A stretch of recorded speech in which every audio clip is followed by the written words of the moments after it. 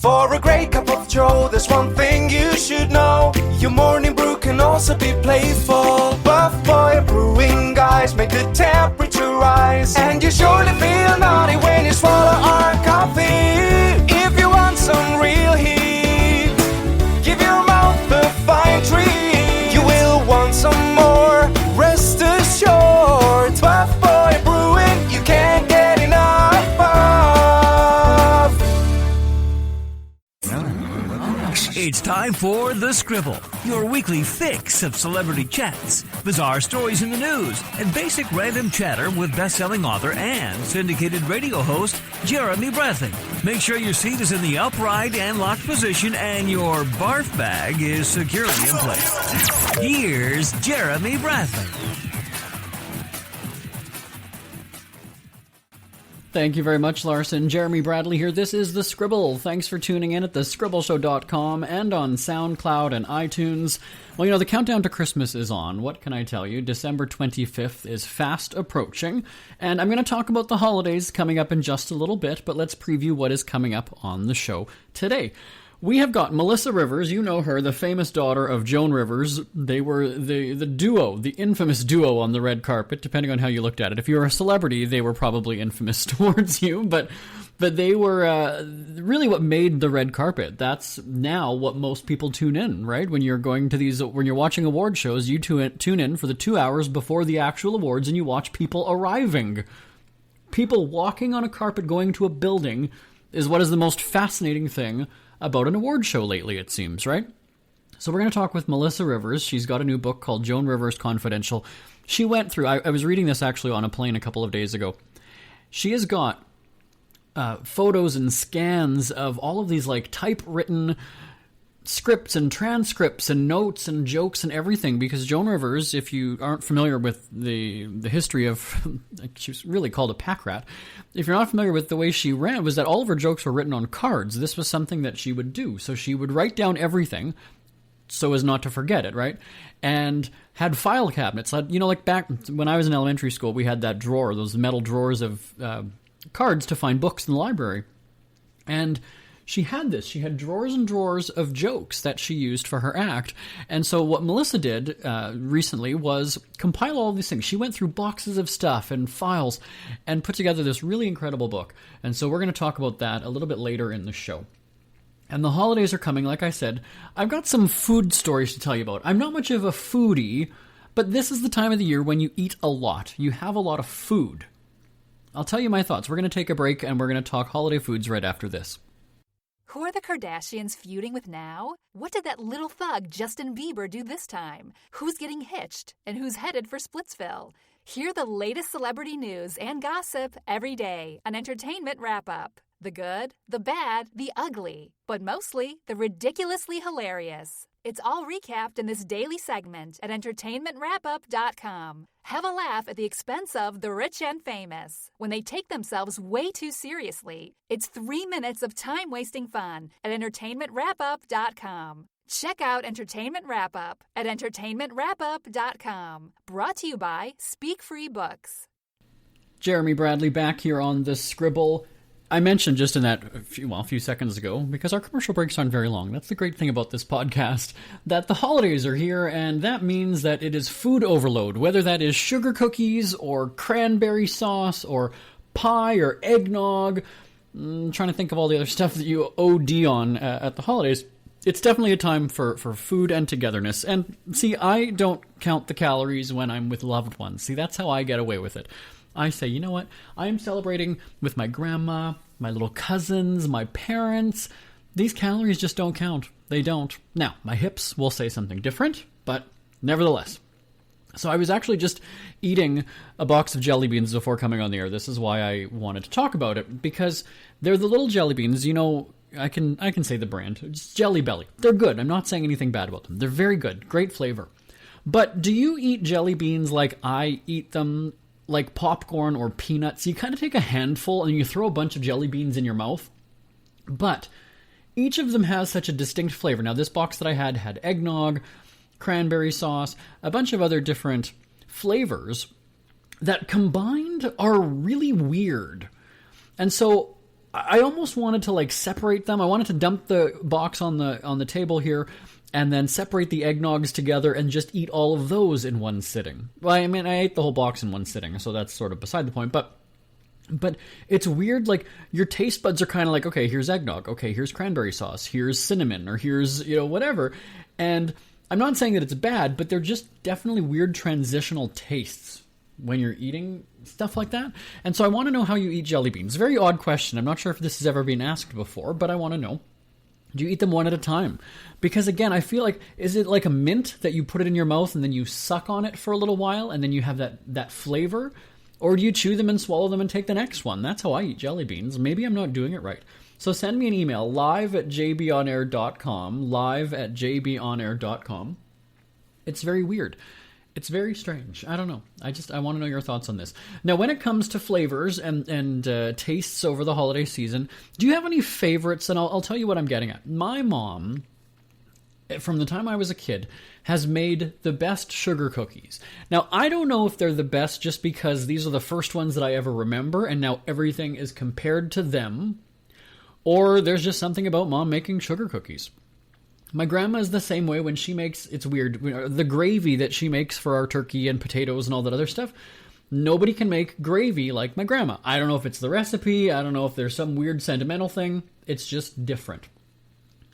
And so when it comes to the sugar cookies, when I was growing up, these are the things when you're a kid, you always think that you can get away with stuff and Mom will never know because I'm smarter than a dumb grown-up, right? My mom would have to hide the cookies because I would get into them. And so she would first put them in the freezer because she would make them earlier in December. She'd save them for the holiday get-togethers. But she very quickly realized that we knew where they were and we were getting into them, my two older brothers and me. And it's one of those things that when you first start to get into them, you think, it's one cookie here and there, right? She's not going to notice that. She's not going to notice one cookie's gone. Really, is she going to count them? Like, what's really going to happen? But when you do that every other day, or you go in at, let's say, 3 o'clock, and then again at 3:30, and then again at 4 o'clock, and then again at 4:30, it is kind of obvious that the cookies are going down in quantity in this big container that she has them in. So then my mom has to start hiding them. So it's not even, as a kid, it's you'd snoop for your Christmas presents, right? You would always try to look to see the hiding spot. You would try to find them. I was looking for the sugar cookies. I didn't care about the presents. I just wanted the sugar cookies. And again, it was only something that we had at Christmas because that's when she would make them. She's got the shape of the bell and the star and the snowman and all those other different kinds. But yeah, there was just something about my mom's sugar cookies that, no, of course I've had sugar cookies at other parties and, other places, but none of them is like my mom's. So I don't know if that's just something sentimental. If she really does have the best cookie recipe in the world, I don't know. So do you have any memories like that? Do you have any just, childhood memories or something that you still love as an adult that just takes you back? And I think I want to hear from you. Send an email to live@jbonair.com, live@jbonair.com. And as you get older, I think that you have a different appreciation for the holidays. I know that you do. Because when you were younger, you would be excited to go to whoever's place for the Christmas get-together because you were going to be getting presents, right? That was the big thing. And now, as adults, we actually don't really get presents. We each make a donation and then we each make a contribution and then we make a donation as a family to a charity, a Christmas charity or something like that. So they'll get a Christmas dinner or they'll get presents or what have you. And so that's what we do as adults. So as adults, I'm saying it two different ways, adults and adults. So as adults, and we get together for Christmas, it's more about the social element. It's more about us sharing stories, sitting there having a laugh, having a drink or 2 or 3 or 7. And it's the kids that are still looking forward to presents, and that's fine because that's what kids do. But certainly my excitement of getting together for the holidays is, I can't wait to see my dad's side of the family. We have separate get-togethers. I joke that we're practically Jewish because we have so many days that we all get together. So here's how this maps out. We don't just do Christmas. And in fact, we do get together on Christmas. We have on Christmas Eve, my parents have me over and my dogs. My brothers will eventually come. Sometimes they will have their families, their in-laws to go to. But I will go to my parents' place on Christmas Eve and we will play Nintendo Wii bowling. I don't remember what it's called. Wii Sports, I guess, is what it's called. And so we would do that. My mom would make freezer vodka slush. So she would make a slush, throw it in the freezer a couple days before, and then we would have that. And she dumps an entire bottle of vodka in this thing and mixes it up. It's very strong, but it's so good. And what happens is we end up playing the game. We play bowling early in the evening, and as my mom gets a few drinks into her, she starts to razz my dad. And that's what makes playing Nintendo even more fun, because she's getting a little giggly and tipsy, and he's very competitive. So when she's winning and a little bit loaded, it just makes for a really fun time. And it's just watching them play out. And then when my brothers end up coming over a little bit later in the evening, well, Mom's drunk, and so it's just even funnier at that point. So that's our Christmas Eve. Christmas Day is spent at our respective homes, and then we end up going over to my parents' house again. Now this time we have dinner, and my mom will have the turkey and all the other stuff. And there's no extended family there, so this is just my brothers, their wives and kids, me, sometimes my dogs, and then my parents.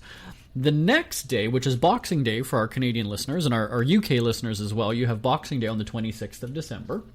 We have my dad's side of the family where we get together, we rent a hall, and we have a little bit of a potluck kind of a dinner. And we go and do that. We don't get together with my dad's side of the family very often, so that's what makes Christmas with them more special, is that we are all together at that point and we have a good time. And again, we're, the adults all stick together, and we are now considered adults, my brothers and me. So we're having conversations with my aunts and uncles, which is something that we couldn't really do when we were kids, right? You kind of just stick with your cousins, the people your own age. And so that's Boxing Day. And then the next day, the 27th of December, we have my mom's side of the family. And this is where, again, it's my grandma, aunts, uncles, cousins, great cousins, or whatever they are. And we have essentially a fourth day of get-togethers and togetherness. And it's very exhausting. Now, it's exhausting for me just going there. I will admit that I don't do any of the cooking. I am not a cook. I don't prepare any of the food. I will maybe, bring bags of chips or something, but I'm certainly not prepared. I'm not slaving over a stove for hours and hours on end leading up to these things. So I can only imagine the work and the energy that the... well, I'm not being sexist. It is mostly the women in our family that do the cooking, and they're Ukrainian and Polish women, and that's what they enjoy doing. And so they do it with pride, and they do it very well. And the guys are the ones that are there setting up the tables and, getting all that stuff together. Everybody plays a part is what I'm getting at. And so we have a good time. So it's 4 days of get-togethers. Then after that, and there's no real drama in our family. We don't have anybody that, bitching and complaining that they don't like so-and-so or they don't get along with so-and-so. Not that I've ever seen anyway. Maybe they're doing it about me, but screw them. I'm a best-selling author. But certainly we have it's people overload is what I mean. And then after that, you kind of just don't want to see anybody for a good week or so. And you don't want to eat any food after that either. You're just done. You are just done. So that's the holidays in my family, a quick summary of that. So I would love to know about your holiday traditions and what you do and what you get into. Send me an email. It's live@jbonair.com, live@jbonair.com. Ever had something to get off your chest but never had the balls to say it? That's a load of crap. Speak Free with JB.com is exactly what you've been waiting for. Your chance to tell it like it is and not care what anybody else thinks. Have your say on issues of the day. Join newspaper and radio columnist Jeremy Bradley as he tells it like it is. Hundreds of thousands of people have stopped by, including some well-known celebrities who have had a chat with JB and speak candidly about what's really going on in the world. You can join them too. Have a rant or a rave. Be brave and head on over to www.speakfreewithjb.com now. Well, she's one half of the reason we cover red carpets on our show. Melissa Rivers joining us on the line to talk about Joan Rivers Confidential, the book about her mom's life and legacy. Hey, Melissa. How are you? Good. How are you? Oh, not bad. Hanging in there. Good. So, can we talk? Of course gee. you can. In all seriousness, though, I mean, it's been a few years since your mom's passing. Let's channel her, though, for a second. What would she say about the world right now with everything that's going on? She would want us to laugh, I know that, but what would she say? Well, on a serious note, she would be very troubled by how much unhappiness and anger and I don't want to say violence, but she would be very troubled by how unhappy the world is and how angry everyone is. because she just really wanted everybody to laugh and have fun. Right. I mean, genuinely, that's who she was. She always was like, you know, you've got to. She always believed that she would be a great diplomat because if she could get both sides laughing, you can't hate anyone who you've laughed with. Yeah. Yeah, and I think if there's... Even if you don't agree with them, you still always think at the time first that you were laughing about something. Right, and that's, you know, everybody is so uptight nowadays, right? When we just want to laugh. Like, why not be happy? Why not have a laugh? Well, you know, we are living in a time where there's a lot of serious stuff going on. Yeah. But at one point, everyone has got to take a deep breath and just, you know, my mom always used to say, when you make someone laugh, it's like giving them a mini vacation. And I think we are desperately in need for a few of those mini vacations. For sure, for sure. So she had a very, very, positive and strong personality. But I want to ask you then, what is one personality trait or characteristic that you credit to your mom that you have? My love of the absurd, and like where you can stand back and be like, this is insane, and laugh. Yeah. Even in the darkest of circumstances. You can step back for a second and be able to go, oh my God, this is crazy. And never lose that perspective of just like, of being, not, you know, and being able, even in the darkest of times, to find some good. And the ability to just, I mean, even when my mother was in the hospital, there were things that were happening that I kept saying to her, you have got to wake up because you are not going to believe what is going on. There was a lot going on in her life that is now on display in the book. Again, it's called Joan Rivers Confidential. You combed through her photos, like her files. And I have to ask, though, where do you even begin chronicling the life of her? Do you just, like, grab a box and start looking? What did you do? Well, you know, things were very well organized. There was just a lot of it. So my friend Scott convinced me, and he was one of my mother's dear, dear friends. We always used to say he was the gay son she always wanted that I could never be. Right. And we started just going through everything. And you know, I think once there were so many ways to organize the book, as in we could have organized it by topic or person, or, you know, there was a million ways. And once I think I really locked in to doing it chronologically, we were able to truly edit and say, does this move the narrative forward of the story we're trying to tell? And I have to laugh at the section in the book where she's talking about, or you're talking, well, both of you are talking about flight attendants and things, because I was watching your interview with Whoopi Goldberg when you did the sit-down, and then I'm reading the book and I'm going, I'm on a plane right now, like, this is just too funny. But the book is like a scrapbook too, right? It is a scrapbook. It's a photo essay, actually, which was really a creative challenge for me because I come from a world of a writing background, you know, writing and producing and performing, but basically, you know, everything is sort of steeped in writing. So to have to tell a story using only pictures and artifacts and articles and transcripts and not my words was such a challenge. Did she ever go digital? Was she jotting notes on a tablet or cell phone, or did she just stick to paper the whole time? No, she at the end was definitely digital, as in email, taking pictures, stuff like that. But you got to remember the majority of her career, where, I mean, up until probably 2000, she was non-digital. So that was actually, you know, how people kept records. It was, you know, like, why'd you keep everything? I'm like, because that's how you kept your files and your transcripts and your work, because that was the only option. Right. And you two had such a close relationship. Was there anything that you learned about her in the process? I mean, we all think we know our parents really well. Did you learn anything going through the archives? Oh, God, that she just kept a lot of crap. Mostly that she always felt like if she was performing somewhere and there was a reason that it meant something to her or whatever, and I'm just making up an example, you know, and she took a book of matches from somewhere, why why take one book and keep it when you can take a whole handful of matchbooks and keep them? So, you know, it was a little like, oh, if one is good of these, 8 is better. I gotta tell you, she's just like me, where I'm never going to have to buy another pen or notepad again, because those hotel rooms, you know. Well, that was also, she never met a pen or a notepad she didn't like, because she was always writing on anything and everything as soon as an idea came to her, you know, and filing it away. And I used to laugh. I'm like, you know, if she could write on the dog and get it to sit still long enough to shove it in a file, she would. And after so many years, though, and hearing her routines and just her stories, did you ever get to a point where she would start telling a story for the first time and you already know the punchline? Like, do you know what I mean? Oh, yeah. Yeah. But that was because we were such a team. You know, we did the red carpet. We worked together as, I guess, performers and performing part. You know, we were an act.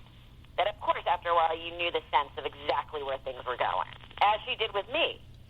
It's all there. It's like a photo album, scrapbook, as you say, photo essay, and I think it would make a great holiday gift, right? Because that's that time of the year. It's a great holiday gift. It's truly a history of pop culture from the late 50s to 2014. You know, my mother was so relevant and so current and always talking about what was going on while it was going on, and what especially women were talking about and thinking in those times, that it's a history. Yeah, well, and as you know, you've mentioned several times, and she even mentioned it before, women, not only just in the comedy world, but in just offices and workplaces, were having a tough time. So she was a fighter. She really broke a lot of ground. Always, always. Yeah. Now, like I mentioned, the holidays are coming. We should give a shout-out to the charities that Joan Rivers loved and supported. So God's Love, We Deliver. Guide Dogs for the Blind and God's Love, We Deliver. And name a few. Yeah, well, I know, and she's changed so many lives. I've got to put you on the spot before we go. One last question. Who is the best dressed of your Fashion Police co-stars? Oh, well, Brad. I figured you were going there. Always looking snazzy in his little suits, right? And by the way, I don't think anyone else could probably wear half the things that Brad wears, but he always has on something fabulous and amazing. And, well, we've seen his body, fabulous and amazing under the clothes, too. I know. We're always giving him so much grief about that. It's like, enough, we know. Eat a burger once in a while. It doesn't mean you need to show it off and make us feel bad every single day. Well, you know what does make us feel good? The book, again, reflecting on Joan's life. It's Joan Rivers Confidential, in stores now. It makes a great gift this season. And you know what? Happy holidays, Melissa. Thanks for joining us today. You too. Thank you so much for taking the time. It's never too early to start thinking about your next holiday. Have you checked out Mexico recently?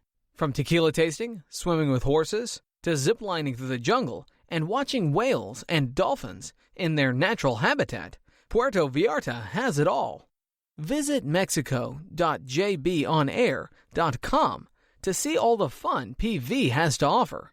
That's at mexico.jbonair.com for hundreds of photos, interviews, and videos from around the tourist hotspot. Check out mexico.jbonair.com for all the fun.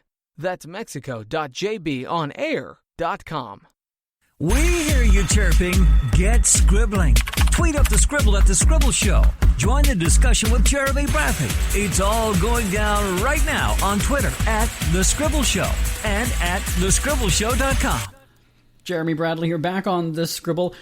Good times in Mexico. I got to tell you, I was looking on Facebook the other day, and my cousin and his wife are on the way to Mexico. And it's interesting when people brag about something and then something not so great happens. They have 2 kids, and they were very excited to take a vacation away from their kids. And the posts leading up to their Mexico getaway were things to the effect of, no kids, a week away from kids, and blah, blah, blah, blah. So it's funny as hell when they post a selfie on the airplane and all you see in the background is a whole crap load of kids. I had to laugh at that. I thought that is so funny. They're looking forward to not hearing any, yelling and screaming kids and wild, obnoxious youngsters. And then, half of their plane is kids. And, that's just, you deserve it. You get what's coming to you. I find that very funny. I'm like that too, though. You know what? I'll say that it goes without fail that if I need to be home at a certain time, traffic is going to be crazy. You're going to get stopped at a train. There's going to be an accident traffic is rerouted around and detoured and all that other stuff. So it happens to me all the time without fail. So I'm laughing at my cousin and his wife and their hopes and dreams of having a nice child-free vacation, but you're going to have to deal with... I'm trying to think of how long it is to fly to Mexico direct. Probably about 4.5 hours, 5 hours, depending on where they're going, at least anyway. So, yeah. I'm also one of those people who, I think I mentioned this on the show the other week, we often have flights like very early in the morning when we go somewhere. And first of all, I'm not a morning person. And secondly, I don't like people being very chatty around me. So I won't be very chatty in the morning. And I don't want others to be that way either. And so when we travel first thing in the morning, it is actually really obnoxious for me when you have people that are traveling and they're talking a mile a minute and they're excited. And this actually happened one time when we were taping shows in Mexico. We were at the airport. And again, we're there at 4 or 5 o'clock in the morning, whatever it is. And naturally, people are excited when they're going on vacation, and there's nothing wrong with that. I'm not saying they shouldn't be. But there was a wedding party one time, and you had the guys very loud, because I'm not sure. I think they were probably not sleeping, but they were drinking just hours before. Like, they probably went from drinking to right to the airport. So they were very loud and laughing. And then you've got the women that just had their giggles and laughing. And of course, I'm editorializing because I was in a bad mood that morning.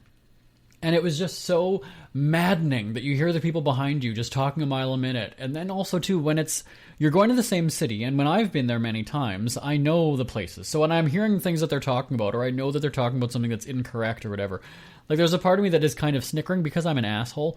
There's a part of me that's kind of snickering going, oh, if only you knew. Oh, you're so wrong. Oh, yeah, I want to see that happen. And, sorry, did I swear? I did swear, didn't I? All right, deal with it. But yeah, I'm not a morning person. I'm not a morning traveler. I don't want people so bubbly, and that's also why I don't listen to morning radio. I'm just like, I don't need to hear it. I don't want to hear the good morning, rise and shine. It's like, I just want to ease into the day quietly in darkness. That's me. That is me.